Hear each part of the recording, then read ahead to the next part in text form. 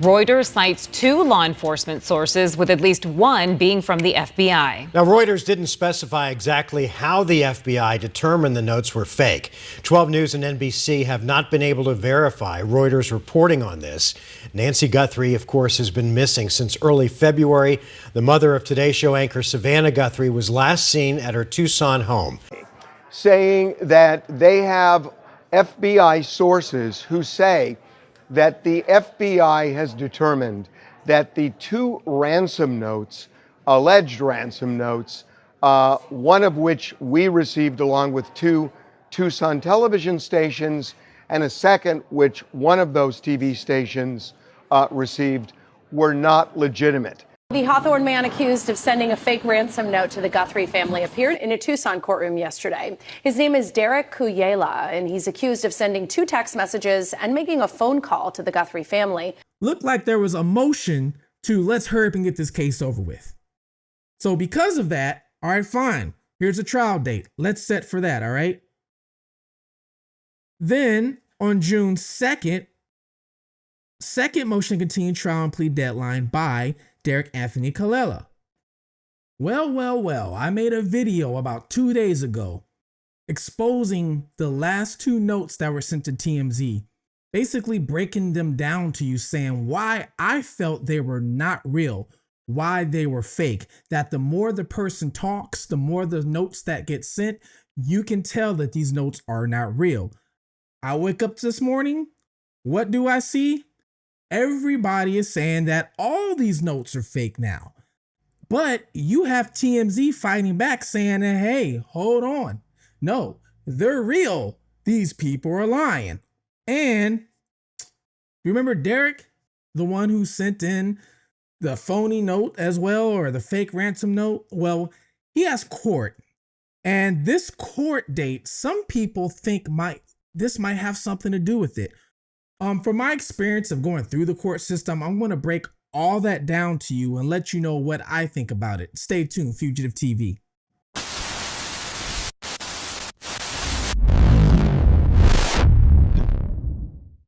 Welcome to Fugitive TV. I am your host, Ray Marcel. What we do here is we take a look at cases, anything true crime, especially missing individuals, or cases that need a deeper look or a different perspective, because I was once a fugitive on the run from the law myself. So, hey, I have a different perspective on things that a lot of people find interesting. Well, this whole thing with Nancy Guthrie, I made a video a couple days ago, just in case if you have not followed me or you don't follow me, please hit the like and subscribe, and you can go and check out that video, the last video I made. I made a video 2 days ago.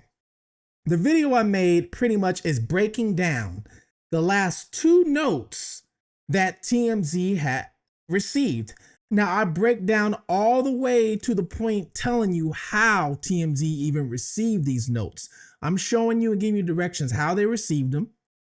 Also telling you in the language of these notes, I felt, well, from personal experience, that these notes were not legitimate. They were fake. That the person writing these notes, they don't know some of the things that they're talking about. Well, I wake up this morning and I see everywhere that Reuters has came out with a report that these notes are fake. Not just the 2 I'm talking about, but all the ransom notes are fake. And if that's the case, if all these notes are fake, this people brings almost everybody back to day one, square one. And I'm going to explain why this brings everything back to square one. You also have TMZ on the other end. They came out with a video today pretty much fighting back, saying that, hey, the first 2 ransom letters we got, they're pretty much legit, is kind of what they're telling us.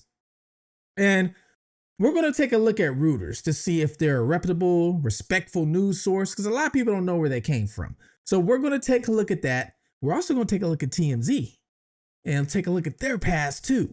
So you can weigh out whose credit situation is better. We also have Derrick. Derrick is the person who, Derrick Carella, I believe is how you pronounce his last name. He was arrested for sending a text to Annie Guthrie. The text, I believe, says something along the line of, do you have the Bitcoin yet? A lot of people believe that he sent that text to Annie and Tommaso because everybody's in on it, okay? So he has a court date coming up. Some people are paying real close attention to the court date. They think this is going to solve a lot of stuff. It might, but I'm going to break that down too from experience and what I know of going to court and what happens and, all that type of fiasco. Well, first, let's talk about this note or the notes, okay? So you have Reuters. Reuters came out with these notes are fake. They no longer think these notes are real. Well, you know what I got to say about that? I've been saying this for a while, that I think these notes that were sent in, they were to cover something up. Now, I've been saying this. And the reason why I said this, for you guys that follow me, you know that I talked with the person who's doing life in prison. And all they have been doing, or I should say all they did, was abduct people. Now, not here in America, in South America, because in South America, it happens quite often, way more than here. Well, they're currently doing life in prison. They're doing life in prison here, though, in the States, for something they did here. Well, I've talked to them twice. And one of the things they told me, because I asked the guy, I said, hey, if you abduct, kidnap somebody, and I asked him what would the reason be for. He said, most of the time it's over money or revenge. He said a third time it could be political. It can be. But he said a lot of times the deeper the root of it is money, which turns into revenge, or money can turn into political, meaning that somebody was paid off to pass a bill, or somebody was paid off to do something, but the person never did it. So, hey, just because you said that you were going to do this and you're now elected or official in office, or you're elected police chief, whatever it is, now we're going to take something from you and let you know, like, hey, we mean serious business. Or if it's money, he says sometimes a person, let's say they might owe a few million to somebody. Now, if they owe a few million to somebody and they pass a deadline, then they go and take something that's dear to them. A lot of times it's a person. He said hardly they ever take anybody that's of age. He said they're always younger all the time, because what he said was when you take somebody that is older, okay, now he said this doesn't, it's not necessarily the fact in this case, but let's say if you take somebody's grandma who's the same age as Nancy Guthrie, and she has a lot of medical conditions, and then you take her and, from the person that owes you a couple $1 million, all right, and you're like, well, since I had to go through the trouble of taking her, now I want to double it. Now I want $4 million. That person might turn around and tell you, well, you know what? She's 84, she's 85 years old anyway. She had a nice life. Sorry, grandma. Because think about it. Yeah, she doesn't have much longer to live, which is true. Now, that is cruel, but he told me that's one of the reasons why they never took anybody old, because they could be considered expandable. Like, okay, you can have them anyway. Or grandma and grandpa might be like, don't pay the ransom, honey. I'm going to die anyway, whatever it is. So it's a little different story. But when you take somebody that's younger, a kid, preteen or something like that, they got a lot to live for. And not only that, if you take them away from a parent, now the parent's like, oh, you're taking my kids. Think about that, right? It's kind of a little bit of a difference when it comes to, some things on that scale, I would say. So they said they'll always take somebody younger. Now I asked them, I said, when you took somebody, how did you know, or did they know you took them? He said, well, a lot of times it's just obvious. If a person owes you a lot of money and all of a sudden their 6-year-old kid goes missing, they kind of realize, yeah, you're the one who took him or took her. The person also told me that, guess what they would do? They would leave something right there on the scene. They would leave something right there. A letter, a note, some sort of a card, something will get left there. He said it all depends on the situation, but something will get left there to let them know, hey, we got your loved one. So when it came to this person sending in a ransom note and to news stations through the anonymous tip line, which I showed you guys in my last video how it could be done, and truly stay anonymous and not let them find your IP address. The guy told me that was stupid, because which it is, if you think about it, you're risking it all. Yes, you can change your IP address, you can do all this stuff, you can try and be anonymous, but you don't know exactly what type of technology TMZ or any of these news stations have. You really don't even know some type of technology FBI or CIA has until you get caught. So in order to make that risk minimal, you want to give less ideas of how to find you, meaning no electronic data, no cell phones, no nothing. So he found it very odd and suspicious that this kidnapper or abductor, or whatever you want to call them, left a note via data, via we send it later on to a tip hotline. Not they didn't leave anything on the scene. So from him telling me that, I kind of looked at those ransom notes a little sideways. I was like, hold on, if you're going to leave, I know if I was to do it, which I have a video breaking down that, if I was to do it, yeah, I wouldn't be sending anything electronical. I would have left something right then and there. Okay, so everybody knows News Nation. This is what they put out, all right? They said the FBI has told the news outlet Reuters that 3 Nancy Guthrie kidnapping notes recently highlighted in the media are fake. An FBI official speaking exclusively with Reuters said the 3 debunked messages included 2 ransom notes sent to media outlets in early February, just days after Nancy Guthrie was reported missing. Then there was a 3rd note that was sent out last week. News Nation has not confirmed Reuters' report. And then it says none of the ransom notes are believed to be genuine. An FBI official told Reuters. The first note, reported by TMZ, demanded millions of cryptocurrency and set 2 payment deadlines. The second note claimed Guthrie had died and was buried in nature. Sources close to the investigation told News Nation Brian Enton both notes, according to TMZ, were verified by FBI as legitimate. All right.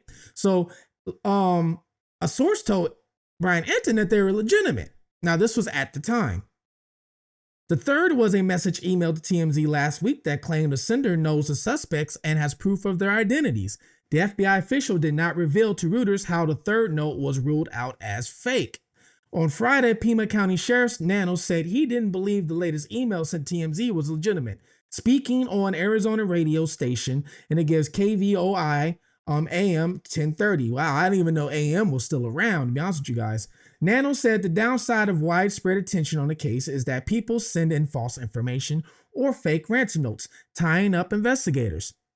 People who call in fake ransom notes, people who claim for the sake of media and family, they get out and disturb. In this case, an entire neighborhood, he said. Less than 2 weeks after Guthrie was reported kidnapped, TMZ reported receiving several emails from people demanding cryptocurrency in exchange for information on the Guthrie case. Now, I do know from a source that I have, the source that I have said that there's even more notes that's been sent into other news media outlets, even notes that's really been sent directly to law enforcement that have been fake, saying they either have Nancy or they have this information, and that for this information, you got to send us some cryptocurrency. So these aren't the only people who have been saying that. Now, TMZ is fighting back. TMZ is pretty much in a roundabout way calling them, saying they're lying. We decided that we would pursue this and see if in fact this is real, that they've discounted it. It's not what we had heard, but it was possible. So we made calls. That I spoke with 2 people in the FBI, one of whom is involved in the investigation, one of whom is an official. And the official in the FBI, who asked I don't use this person's name, said this: it is more likely than not that the 2 ransom notes are real. Are real. Further in that conversation, this person said, they are more legitimate than not. That's a quote. See, this is what TMZ put out, which was not long ago. All right. So it says FBI on Nancy Guthrie. Some ransom notes might be legit. So some, keyword some. The FBI has given it to us straight from the horse's mouth, telling TMZ some of Nancy Guthrie ransom notes might be legit, but others not so much.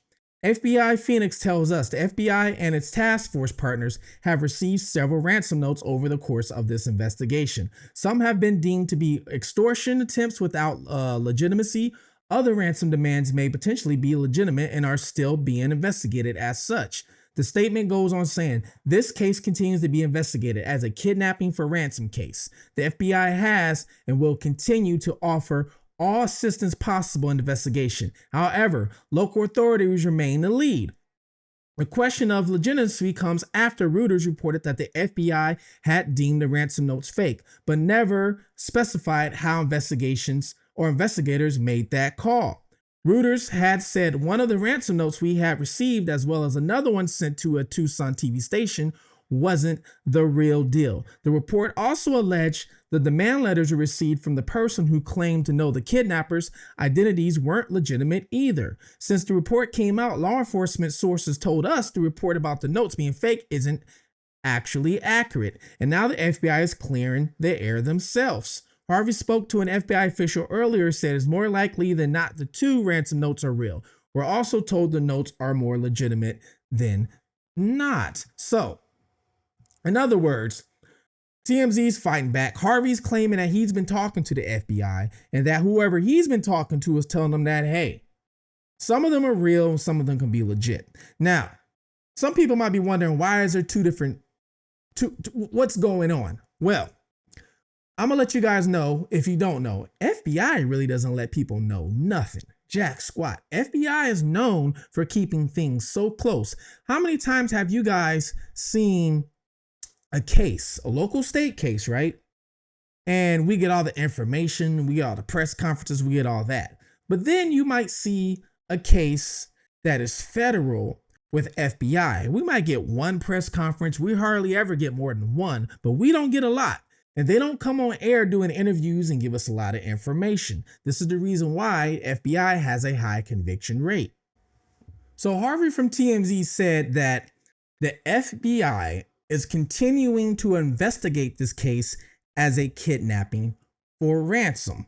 But the odd thing is when you look at the flyer for Nancy Guthrie, there's nothing on here saying she's been abducted or kidnapped.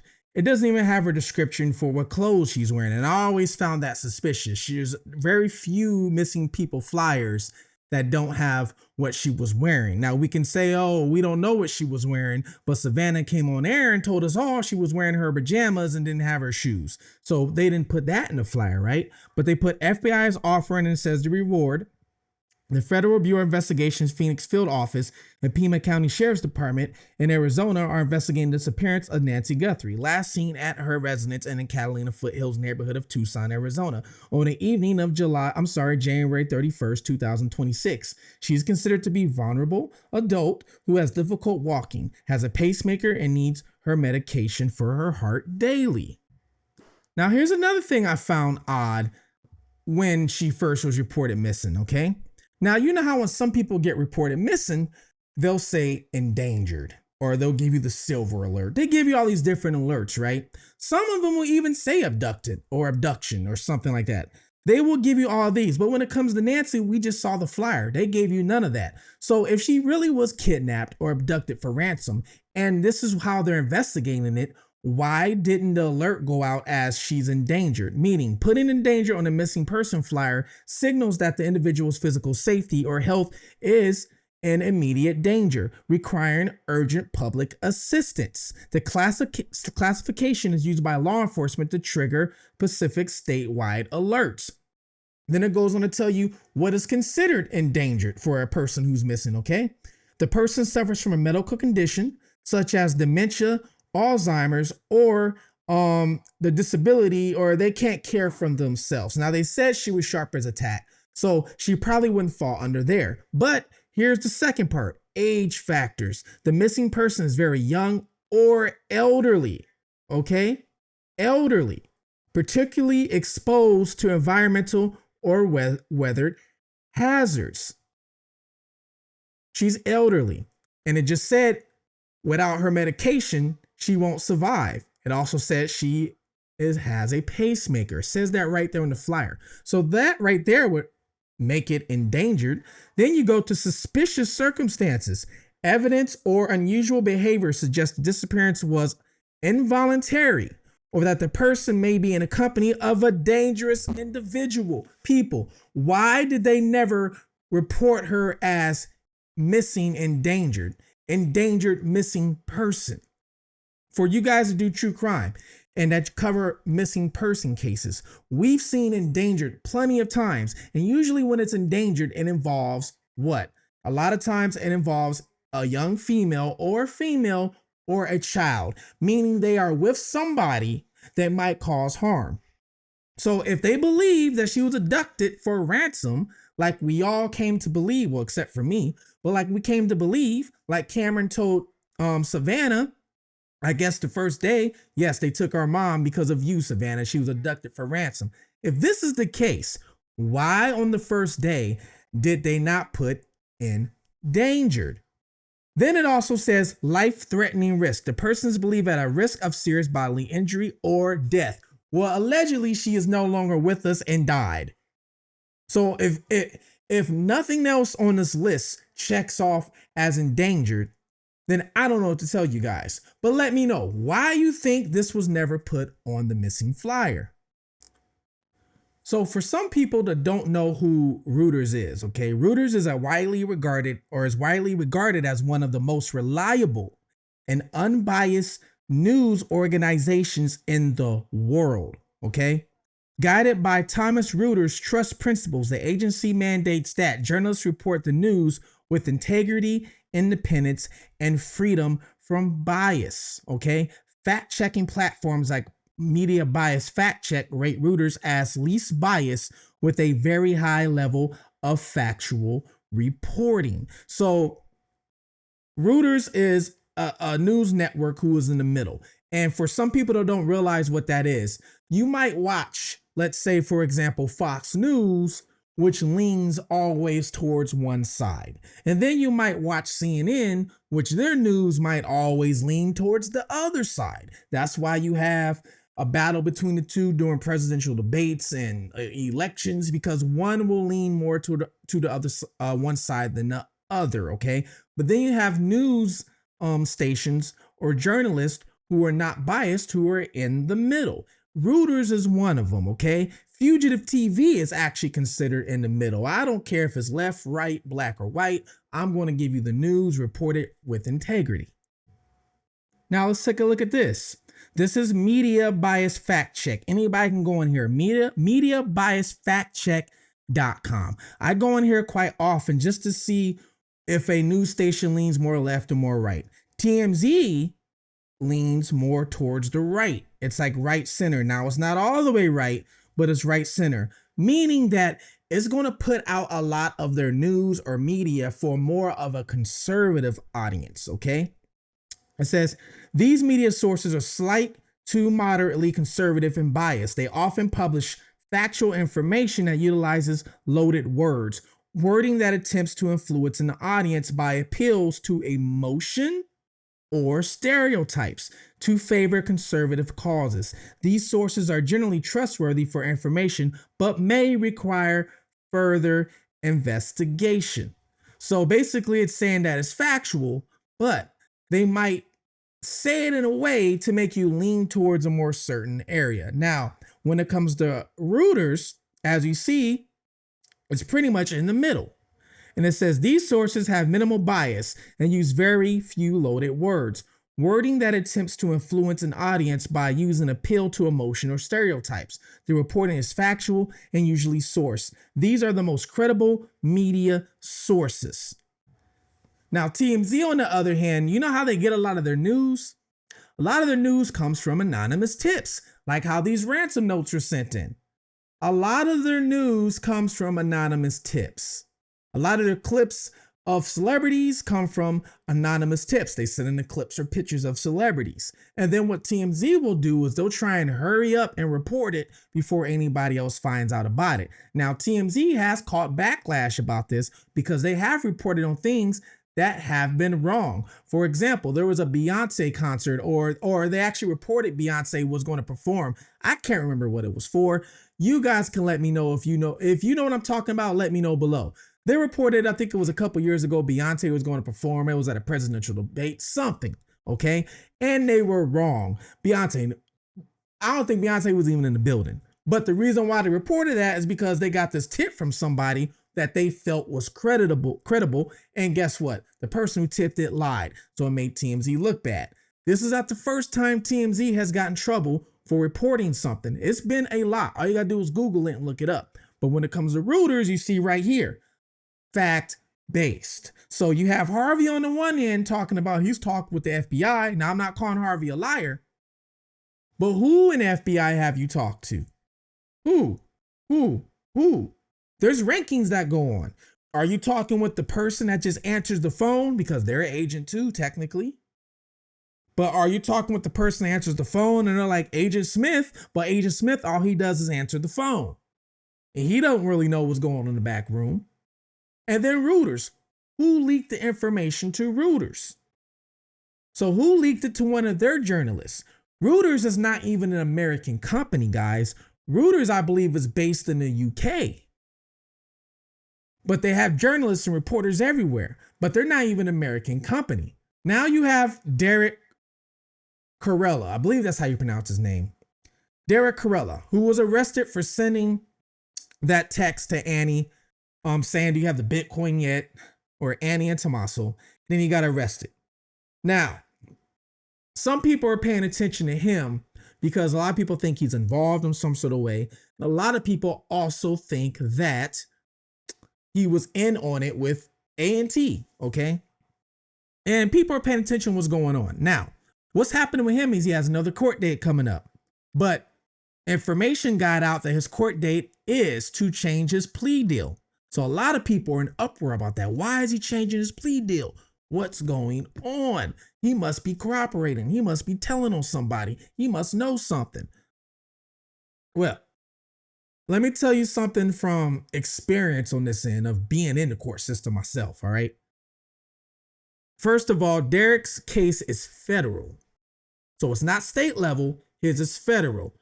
You have two different entities here. Federal doesn't release a lot of information. State, you can go right on and look for all that. That's why some people, when they try and look for Derrick's stuff in online and for a start, that's why you can't find a lot of it because it's federal. So if you don't know how to look for federal charges, you're not going to find a lot of the information. All right. Now, here's a quick summary of what's been going on in Derrick's court. All right. Like I said, this is federal. OK, so in his court, we all know that he was arrested February 5th. That's when he was arrested. And then after his arrest, it says February 11th was notice of his attorney appearance. And then let's go down to where it really matters. Now, he bonded out, okay? Then it gives the conditions of his release on February 12th. He had to give up his passport, I believe monitored electronically, all kind of things, all right? And then March 4th, it says motion to seal indictment by USA as to Derrick Anthony Callella entered March 5th. Okay, so remember this, motion to seal indictment by United States as to Derrick Callella. All right, so there was a motion to try and even seal the indictment. Now, on that same day, order granting 16 motion to seal indictment as to Derrick Callella, signed by the magistrate judge. And then it says to sign, okay? And then the same day, indictment, all right? Redacted for public disclosure as to Derrick Anthony counts, initial appearance, detention hearing, arraignment set for. This is why you can't see some things when you try and search, let's just say Pima County, all right? That's one of the things why you can't see it. Then it says arraignment was set for March 27th, 11 a.m. And it tells you that. Then on that same day, sealed, unredacted indictment. All right. So you had a bunch of sealing and unsealing going on pretty much within the same day. All right. Now, you have a waiver of defendant's presence, meaning pretty much that he didn't have to be there. It was his lawyer. That was on the 26th. On the 27th of March, it says motion to unseal case. And then on the same day, minute entry proceedings held for. Now let's go down to where everybody is talking about. All right. So here's the thing you have to think. These things all have context, people. All right. On April 17th, motion to continue trial and plea deadline by Derrick Callella. All right. So motion to continue trial and plea deadline. Then on the same day, April 17th, order granting motion to continue trial and plea deadline filed as Derrick Callella. Jury set for June 23rd, 2026 at 9:30 a.m. Plea deadline is June 5th. Okay. So in other words, looked like there was a motion to let's hurry up and get this case over with. So because of that, all right, fine. Here's a trial date. Let's set for that. All right. Then on June 2nd, second motion to continue trial and plea deadline by Derrick Callella. All right. June 5th. Remember, June 5th was the deadline to turn in a plea or accept a plea or go to trial. Motion to continue trial and plea deadline filed as Derrick Callella. Jury trial set for July 28, 2026 at 9:30 a.m. Okay. Plea deadline July 10th, signed by. So there was all these plea deadlines that were giving. All right. Then on the 10th, guess what we have? Notice change of plea hearing set for July 2nd. Okay. Same day, defensive counsel having contacted the court, it is ordered as Derrick Callella that the change of plea hearing is set for July 2nd at 10:20 a.m. All right.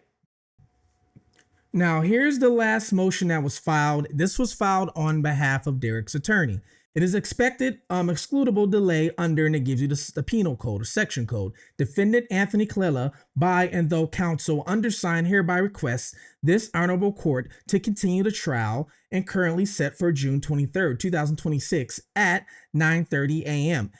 and plea deadline of June 5th, 2026 for the following reason. Additional time is necessary to investigate the facts and circumstances underlying the alleged misconduct in order to prepare for trial with an exercise of due diligence. So the part where it's saying sealed and unsealed is because he was a fugitive, especially from a federal charge. So what happens is if you become a fugitive, especially on a federal charge, the indictment remains sealed. Then you go to court and then they unseal it, seal it, things like that. But it remains sealed so the information doesn't leak out there like, hey, such and such is a fugitive, unless they want to put it out there. So that's why you saw sealed and then unsealed. Now, his trial came up quickly, guys. Think about it. He just got arrested in February. So it looks like to me, maybe he didn't waive his right to a speedy trial. That's what it looks like. It looks like he never waived his right. When you go to court, okay, you can waive your right to a speedy trial. A lot of attorneys will do this for you. They won't even ask. A lot of them will just waive it, okay? And the reason why is this. Everybody needs time to look at your case, get information, maybe talk to witnesses and things of that nature, okay? So it's very hard to do because when you have a speedy trial, all right, usually you have your trial within 3 to 4 months. Think about it. His trial date was set originally for June, and then his lawyer extended it to July, saying, which I just read to you, I need more time. Okay, so it looks like he was going to have a speedy trial. And the reason why on the defense side you want to do that, it doesn't give the prosecution enough time to try and get witnesses or get all the evidence they have together. So it can play in your favor or it can't play in your favor. And not only that, it can also force the hand of the prosecution to offer you a plea deal. Guys, it can force the prosecution to offer you a plea deal. Prosecution knows you're guilty. They have evidence of this, but maybe they don't have enough time to prepare for this in court. They don't have enough time to present it to a jury. There's all kinds of factors in that. So instead of that, hey, let's just offer this guy a plea deal. Now, federal charges, most people accept pleas anyway in a federal charge. Now, most people who go to court, most people, between 85 to 95% accept a plea deal, okay? So I know we see these trials on TV and things like that. When you see these trials going on, that's really the 5 and 10% of people. Most people accept a plea deal, especially federal charges. A lot of people aren't trying to go to federal trial because you're looking at so much time. And not only that, federal charges, you have to do 85% of your time in federal penitentiary. States are different, okay? Some states, if it's let's say violent, 33%. Some states, Texas, even if it is violent, it's like 50%. So it all depends on where you're at. Your lawyer should do a good job of letting you know, like, hey, you ready to serve 85% of your time? If we take this to trial and you might get 25 years, you're not getting out into 18 and a half years. You might not even live that long. Now, how I told you guys about the speedy trial and the advantage. So even right here, it tells you demanding a speedy trial can sometimes pressure prosecutors into offering a better plea deal, especially if their witnesses are unavailable or if they are unprepared to go to trial within the strict statutory deadline, okay? Now, some people are wondering if he changed the plea deal because he might be telling on somebody or might be striking some sort of a deal. I'm gonna be honest with you guys. From what I know, if a person, okay, is telling on something, telling on somebody, or giving up some information on somebody, okay, they don't make the plea, how you want to put it, the court date public like that. Derrick is out on bond right now, all right? Let's say he did give somebody up. And let's say there's only 2 people he can give up, but he gave them up. Now everybody knows there's a plea deal change. What do you think happens to Derrick if the other 2 people know that Derrick gave them up? All they have to do is assume, why is he getting the plea deal? That's all they have to do is assume. And now Derrick's life's in danger. His life is in danger. Anybody's life's in danger if that's what they do, okay? So a lot of times, this is not what happens. You usually don't accept your plea deal first, okay? You usually don't accept your plea deal first if you're telling on somebody. Most of the time, if you're telling on somebody, all right, you're not going to court for a plea deal. What they're doing now is using you for a witness for that next person, for when that next person gets caught. Now you're going to get on the stand. Now you're going to point fingers. Now you're going to tell them everything that happened. And then after that, your plea agreement or your plea deal is going to go to court or whatever it is, because those people that you're telling on and working with, they're already locked up, going to prison and going away. So now let's work on you because of exactly what happened. Now, I'm not saying this is what happens all the time. I'm not saying that. But what I am saying, usually it doesn't work that way, you know, unless you're taking it to trial and maybe after trial you're going to go snitch or something like that. It's a little different. So you guys know I always want to show your receipts. Okay? Defendants who cooperate with the law are almost always sentenced after they take the stand and complete their testimony. Prosecutors wait to see if the witness survives intense cross-examination and if their testimony is actually truthful and helpful before recommending a sentence reduction. Because if that was the case, you can pretty much go and when you get caught for something and you can lie, oh, such and such told me to do this and da da da da da. Okay, well, fine then. Here's a plea. We're going to side you the plea. You accept the plea and then we'll go after him later. Now you don't even have to show up to court if you don't want to, technically, but they're still going to subpoena you. But you know, it's different now. I got my plea arraignment already. And what if you're lying? Or what if your testimony doesn't help put this person away? Now this person's free walking the streets and now you got a target on your back because you just told on him and he got let off.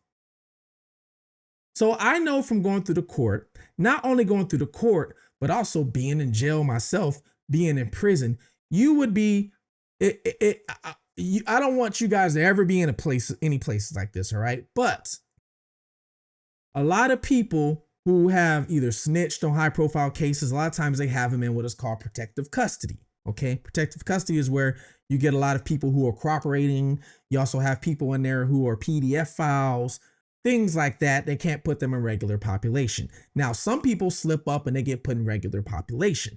And then when you're in there, somebody always finds out who you are, what you're in there for, in some sort of way, get your paperwork from an outside source and knows that, hey, you've been telling on something. Now word gets around jail. Word travels fast around jail or prison. You snitched, you told, or whatever it is. Court tries their best to keep that a secret. Now imagine if you are in a high profile situation and you going in there, oh yeah, guys, I'm about to take my plea deal tomorrow. Wait, hold on. Don't you have, how you getting a plea already? Target on your back. So there's a lot of reasons why they do this. So when it comes to his plea arraignment, court date, I was never big on that. Because of that reason. I don't think they wouldn't, just from my personal experience, okay, this will be on the hush and he wouldn't be having a plea so fast. So I think what happened is, think about it, guys. He was facing 20 years if he went to trial. I think it was 20 years he's facing in federal, meaning he would get out 18 years from now. So because the speedy trial happened, I think prosecution came up with a sweet deal for him. Maybe probation. Okay, probably probation. Maybe doing a little bit of jail time than probation, probably a lot of probation.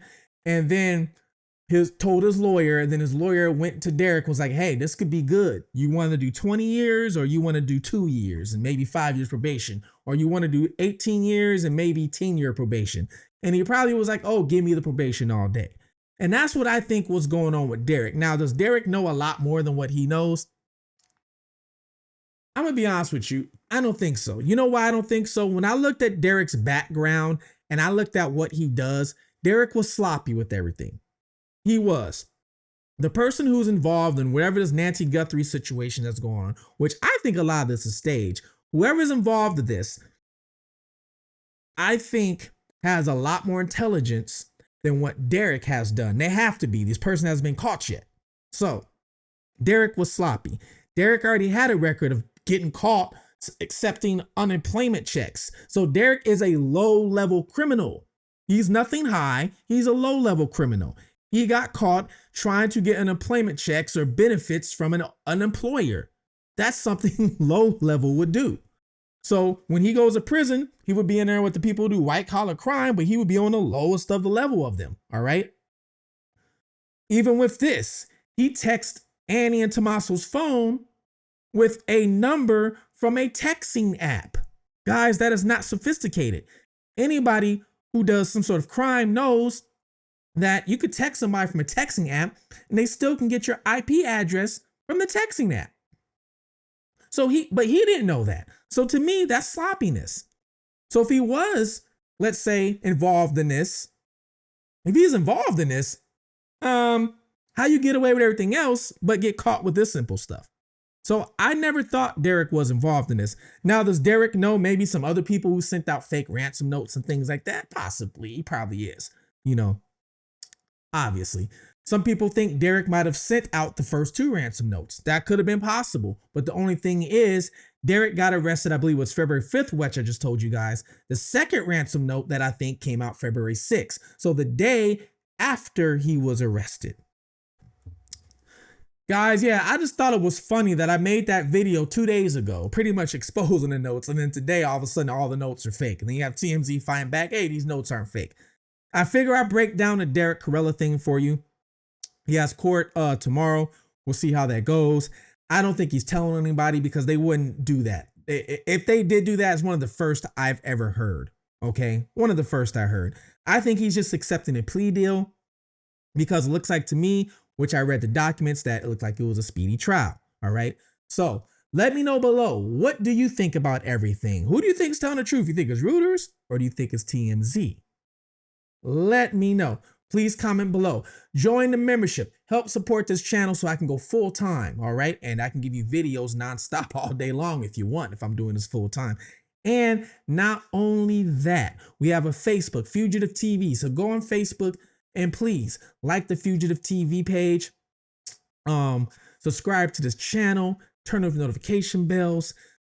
Comment below anything that you might think of that I might even have missed. Okay, so until next time, take care of one another, love one another, look out at your surroundings, watch your surroundings. This is Fugitive TV, and I am out.